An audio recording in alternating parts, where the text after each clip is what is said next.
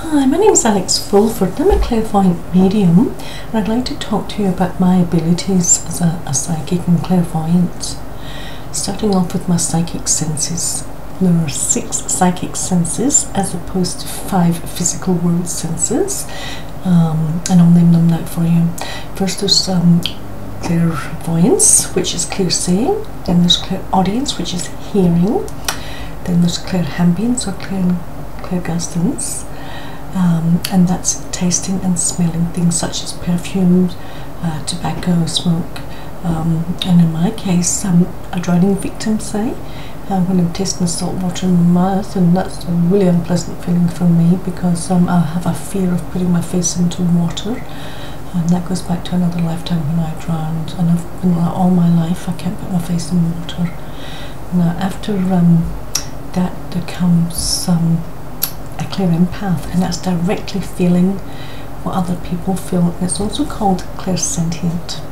So you're directly feeling whether it's pain, emotional pain, physical pain, things like when the person's crossed over, if they were killed in an accident or something, they're letting you know there was pain here. From that, then you go into claircognizance, and that's just knowing something, so clearly knowing something, whether it be the truth of something, or if somebody's lying to you, or you know that something's going to happen. It could be an accident's going to happen, and I've had experiences like that when I've been driving down the road with my husband and I'm saying, oh, I feel bad, something's going to happen. Sure enough, there's been a crash so many kilometres down the road. So that's an example of that. After that, you have clairtangence. And with clairtangence, there's also psychometry, and that's the skill of reading from a personal item that belongs to someone, especially a piece of jewellery. And the most powerful piece of jewellery actually is a wedding ring, because a vow is made when a person gets married, and then that's on the hand. So there's all the energy of that person's lifetime from the point of marriage, say, stored on the wedding ring. And also in the area of clairtangence, you're talking about scrying, reading a crystal ball, reading photographs, which I read photographs all the time, and other personal items. So it all comes into that. Now going back into the old days, if people didn't have a crystal ball, they would use like a bowl of water and put a coloured dye or ink into that, and they'd read from that by looking into it and seeing things in the crystal.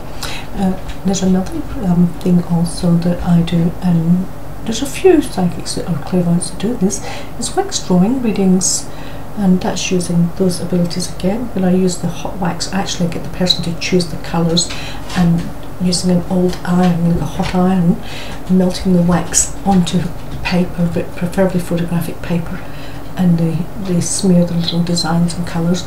Then I read that, we cool it off and give it a light polish, and I actually read from that.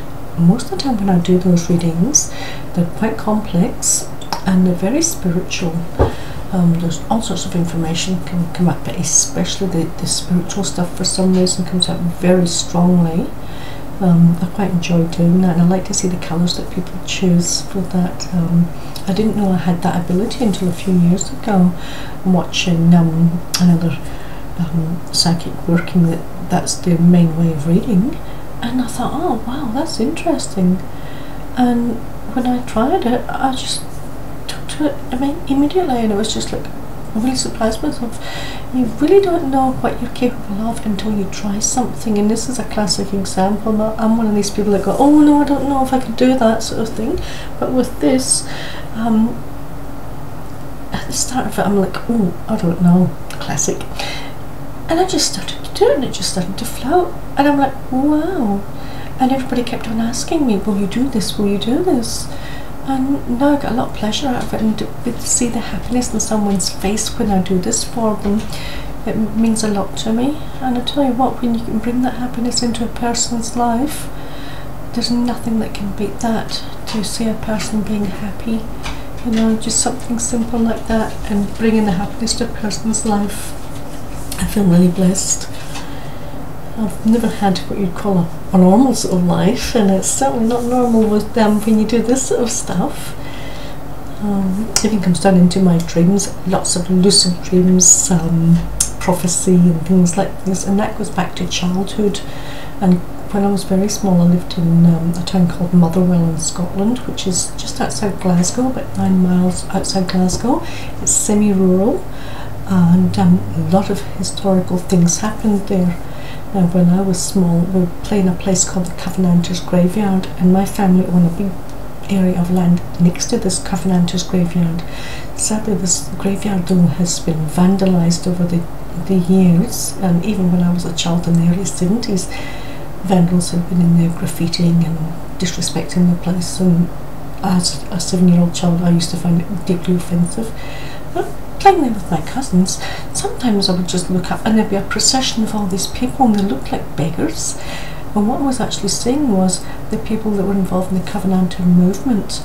Now they were like, I guess you could call them really radical, and the whole family's uprooted and went to war when the husband was going to war with whomever. Usually it was with England or against the royals were persecuting people for their religious beliefs.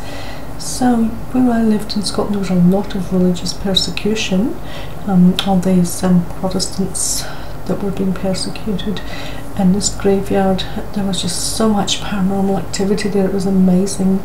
And it's still like that, because what you're doing is you've got a piece of time locked in there by the energy, and if you're in any way sensitive you can feel it, but when you're clairvoyant you're actually looking at it and you're seeing it.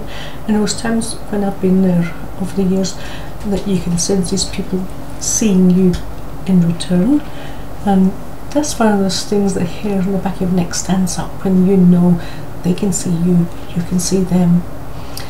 And Scotland's crawling with that sort of paranormal activity.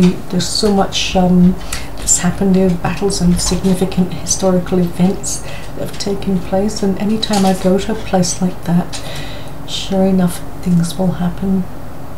And I'd like to do some more little videos telling you about some of my experiences, including encounters with famous people in spirit, which anyone that's read my blog will be aware of. Some of it I try not to name names out of respect for their families, you know, so I've got to be really careful there. With this work I have a duty of care, and the last thing I do is get on the wrong side of someone, you know. You've got to be very, very careful and respectful. Respect the dead and respect the loved ones that are still here, you know. And also, speaking about that, I have a big work crew with me. There's both sets of grandparents and my mother and a few other relatives in spirit that come in.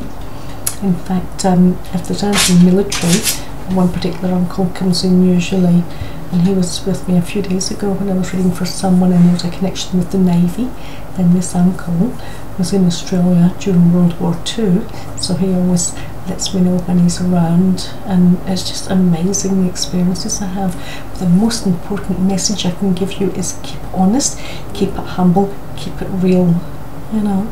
And when people come to me for a reading, they know that they're seeing the real deal. There's no theatrics, no nothing. It's just, I'm an ordinary human being, I just do this for a living, and I like to let people know, look, there's no theatrics, I have no time for them. I'm very down to earth, but I've got a very good sense of humour, and I really love my animals and my family, and that's what it's all about for me, is keeping it as real and as honest as I can. So I'm one of these people, there's no way on earth I could tell a lie, because it would show straight away, and that's another thing when you're on that spiritual path. That's really, really important, because upstairs will not let you away with that. If you deliberately go out your way to tell a lie or do something that's wrong, you'll get found out. You know, you just don't go there. So, as they say, tell the truth and shame the devil. That's it, you know, there's no other way. And that in the background is my dog Ruby tap dancing. She's wanting out the room now, and she's down there now and doing her thing. She has a little bed down here, like a little human bed, little 4-poster bed, and everyone comes in and they see her in there and they go, oh, she's so cute. I've got lots of those little human-like beds around the house for my cats and Ruby. So they're all very, very spoiled, and I will introduce you to them all. If you haven't seen them on my Facebook pictures, my work Facebook page is Alex Fulford International Clairvoyant Medium, and then there's my blog, which is Alex Fulford International Clairvoyant Medium.blogspot.com, and then I'm also on Twitter as Alex Fulford Medium, and I'm also on Instagram as Alex Fulford Medium 1. Now they're posted at the bottom of the YouTube channel here for people, but you can go in and read through my actual blog. There's a listing on the right hand side, and just go down there year by year. I've actually had to take a few things off of there because they were a wee bit out there, information that maybe people just aren't ready for yet. So but there's enough there for you to get the gist of what I do and my experiences. But I will actually make little video blogs to let people know other experiences I've had. Instead of reading it, you can listen to it in my Mrs. Doubtfire accent, and of course I might even throw in the odd joke or whatever, because that's just me. I like to tell jokes and make people cringe and go, oh my god, I can't believe you said that. But that's just me. What you see is what you get. There's no hidden agenda. I'm just a human being. So, and thank you for listening to me. It means a lot to me, and I'll talk to you again soon. Blessings to you now. Bye bye.